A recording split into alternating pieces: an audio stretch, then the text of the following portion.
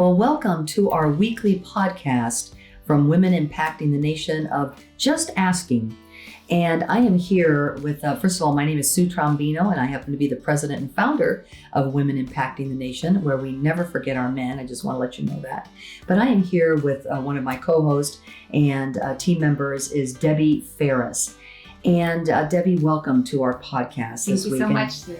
And you will be seeing Debbie and a lot of other gals down the road. But we have a lot to discuss in this podcast, and we're going to take what's happened this week. And Debbie, tell me what your thoughts are. I mean, there's a lot that's going on in our country this week, but what we've discussed is what happened in Tennessee at the Christian school. And our hearts are broken, we're saddened, and we have been praying for the families of the six beings that were just tragically murdered. And we also pray for the parents of the girl that chose to go in and come in and kill these people. So tell me, first of all, what are your thoughts on that? What are your thoughts when you heard that? This is very near and dear to my heart because my three children went to a parochial Christian school. And, it's an open campus. It's very inviting. And I feel that this maybe 10 years ago, we started to have police and monitoring because we were concerned that Christians would be targeted by radicals. Mm-hmm. Not sure what the threat was, but security has been a concern as a parent of a Christian with children in Christian schools. So that's my first and foremost thought. Well, isn't it really sad that kids or anybody cannot go anywhere anymore because you don't know what's going on in our country? And I think there's so many. I know the left will always start targeting. Oh, we got to take away the guns. Look at what's happening here. But they really haven't been talking about that.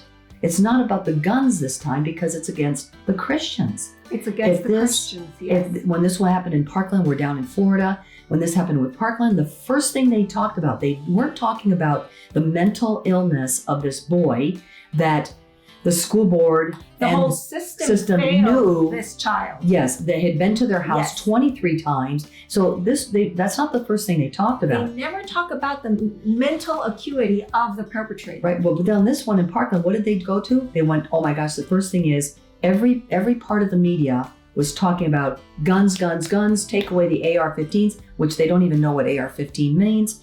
And it's like a script. It's a total script. If you go on to every single media and platform, it is the same talking point.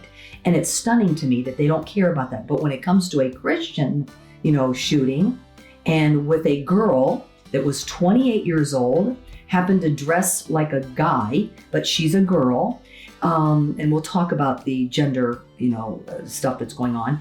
But they're not talking about the guns. They're talking about what's going on with the transgender, and I shouldn't really even say that. And we're going to talk about that words matter because we don't buy into that wording because we are either male or female, or you have something going on in your mind that is not right. What are you saying? Well, I wish that we would start by choosing our words carefully. Mm-hmm. And in the case of this person, which is it's tragic that her life would come to this, but at the end of the day, the real concern is, well, if she had access to all of these guns, and was she mentally unstable? Mm-hmm. We're not talking about her mental state, and I just find it very curious that at the beginning, the media labeled her a teen when she's clearly not a teen, and then has pretty much been on the down low of the fact that she was, I like to say, gender confused because she is a girl, but she was, I guess, I don't know. We don't know at this point. Was she taking hormones? One of the big questions that I have is, as a woman, if you're taking hormones, and we don't know if she is or not, but couldn't that alter your perceptions of reality? Couldn't that make aggressions and traumas come out? These are all very, I think, valid questions. No one is addressing that. It's always their narrative. They Yes. only say their talking point and guns, take them away. narrative, and that right now it's, oh, the Christians are so, we're homophobic, transphobic, whatever those words mean. We're not.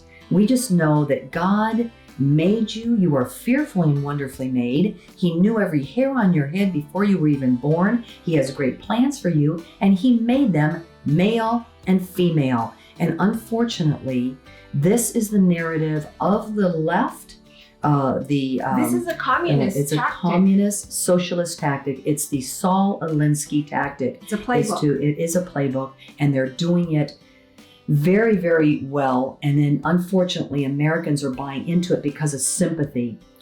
Well, And, Americans have been brainwashed, not calling a spade for decades because it's politically incorrect. We don't want to offend. We all have to get along. But, calling a spade is, at this point, words matter. It's very necessary. And I do want to tell, our audience is that we here at WIN, where we have our podcast, Just Asking, we ask a lot of questions.